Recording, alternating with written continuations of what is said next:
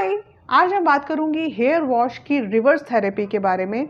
जैसे कि जब हम बाल धोते हैं तो ऑब्वियसली पहले हम बालों को गीला करते हैं, उसके बाद हम शैम्पू लगाते हैं, शैम्पू से स्कैल्प पे मसाज करते हैं, बालों को धोते हैं और उसके बालों पर मसाज करते हैं। लादर आता है तो नहीं ठीक है, नहीं तो फिर हम थोड़ा और शैम्पू लगाते हैं और उसको अच्छी तरह अपने बालों को क्लीन करते हैं। उसके बाद पानी से वॉश करके कंडीशनर लगा लेते हैं और कंडीशनर हम रूट से नहीं बल्कि मिड लेंथ से लगाते हैं और उसको लगा करके हम थोड़ी देर छोड़ देते हैं और उसके बाद हम अपने बालों को अच्छी तरह से पानी से धो लेते हैं। This is called regular hair wash.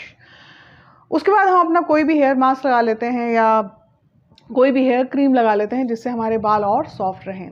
Reverse therapy में क्या होता है कि हम पहले बालों को गीला करते हैं, उसके बाद हम अच्छी तरह बालों को गीला करने के बाद जो कंडीशनर होता है उसको हम अच्छी तरह से मिड लेंथ से पूरे बालों में एंड तक लगा लेते हैं। उसके बाद हम उसे 5 मिनट तक कम से कम रखते हैं।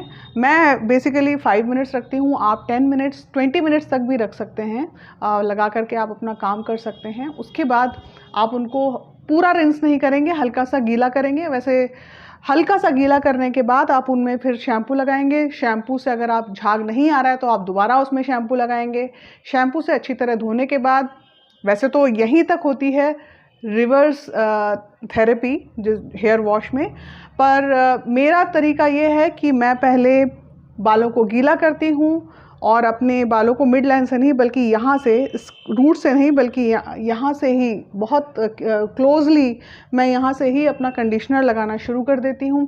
और उसके बाद कंडीशनर लगाने के बाद मैं 5 मिनट्स तक अपने बालों को कंडीशनर में रखती हूँ। उसके बाद हल्का सा, मैं पूरा कंडीशनर नहीं निकालती हूँ बालों से, हल्का सा पानी डालती हूँ और उसी में शैम्पू लेकर के उससे क्लीन करना शुरू कर देती हूँ। अगर एक बार में झाग नहीं आता है तो फिर थोड़ा और शैम्पू लेकर के उसको और अच्छी तरह, जब तक अच्छी तरह झाग ना आ जाए तब तक उसको अपना स्कैल्प मसाज करती हूँ, बालों को मसाज करती हूँ अच्छी तरह से। और उसको अच्छी तरह से जब जब अच्छी तरह से मुझे लगता है कि मेरा सर सारा क्लीन हो गया है, स्कैल्प एंड बाल, उसके बाद मैं पानी से रिंस करके, मैं यहीं पे नहीं रुकती हूँ। उसके बाद मैं फिर थोड़ा सा कंडीशनर लेती हूँ और फिर मिड लेंथ से और अपने टिप तक उसको लगाती हूँ और थोड़ी देर तक हल्का हल्का मसाज करके और उसके बाद मैं अपने बालों को रिंस कर लेती हूँ। मैं ये 3 बार कर चुकी हूँ हेयर वॉश और मुझे फ़र्क क्या लगा अपने बालों में, जैसे I don't feel any oil after washing my hair. ये स्कैल्प पे जो एक्स्ट्रा स्टिकीनेस नहीं है। और दूसरा ये कि जो मेरे बाल पहले जब मैं शैम्पू लगाती थी और उसके बाद कंडीशनर लगाती थी तो मेरे बाल टूटते ज़्यादा थे। यानी कि मेरे बाल, जब आप कंडीशनर से अपने बालों को सीधा करते हैं, यानी कि आप धीरे धीरे कंडीशनर को जब लगाते हैं तो मेरे हाथों में बाल बहुत आते थे। अब वो बाल आना बहुत कम हो गए हैं, यानी कि बाल टूटने कम हो गए हैं धोने के दौरान। और दूसरा, डीटैंगल बहुत इजीली होते हैं बाल। जब पहले आप कंडीशनर लगा लेते हैं उसके बाद शैम्पू लगाते हैं तो बालों की डीटैंगलिंग बहुत इजी हो जाती है। और दूसरा, मेरे बालों का, वैसे आप देख रहे हैं मेरे बाल फ्रिजी हैं लेकिन इनमें सॉफ्टनेस ज़्यादा है पहले से, इनका जो टेक्सचर है वो चेंज नहीं होता। दूसरा, जो मेरे कर्ल्स आते थे, जैसे कई बार होता है ना, आप शैम्पू लगा करके जब कंडीशनर लगाते हैं तो बालों का जो ओरिजिनल टेक्सचर होता है वो ख़त्म हो जाता है, बाल इधर हेजी हो जाते हैं, वो नहीं होते हैं आपके नेचुरल। मतलब मेरे बाल फ्रिजी हैं, मेरे नेचुरल कर्ल्स वापस आ जाते हैं एकदम से। डीटैंगलिंग बहुत ईजी है। अगर हम बात करें कि रिवर्स थेरेपी के इन जनरल क्या फ़ायदे हैं, तो रिवर्स थेरेपी के सबसे बड़ा फ़ायदा ये है कि आपका जो नेचुरल ऑयल होता है बालों का या नेचुरल मॉइस्चर होता है वो बालों से नहीं जाता है, क्योंकि आप पहले कंडीशनर लगाते हैं उसके ऊपर शैम्पू लगाते हैं तो वो स्ट्रिप ऑफ नहीं होता है moisture. Same goes with oiling. तो अगर आप ऑयल लगाते हैं और उसके बाद शैम्पू करते हैं तो उससे भी सेम ही इफ़ेक्ट आता है जो आप कंडीशनर पहले लगा करके और फिर शैम्पू लगाते हैं। वैसे मैं तो ऑयल लगाने के बाद उसके ऊपर कंडीशनर लगाती हूँ और उसके बाद शैम्पू लगाती हूँ, तो उससे भी आपके जो नेचुरल मॉइस्चर होता है, नेचुरल ऑयल जो होता है बालों को, वह स्ट्रिप ऑफ नहीं होता है। तो ये सबसे बड़ी चीज़ है।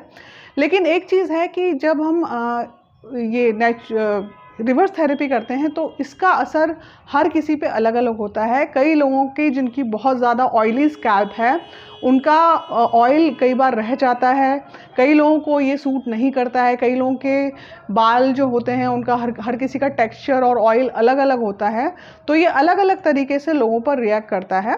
लेकिन मेरे बालों पर ये बहुत सूट कर रहा है, क्योंकि एक तो मेरे बाल धोने के दौरान झड़ने कम हो गए हैं, और in fact throughout the week जो मेरे बाल झड़ते हैं, आमतौर पर 100 बाल झड़ना कोई बुरी मतलब नेचुरल है, लेकिन जितने मेरे बाल झड़ते हैं उससे कम हो गए हैं, तो ये मुझे सबसे बड़ा फ़ायदा हुआ है। दूसरा, मेरे बाल और सॉफ्ट हो गए हैं और फ्रिजीनेस कम हो गई है बालों की।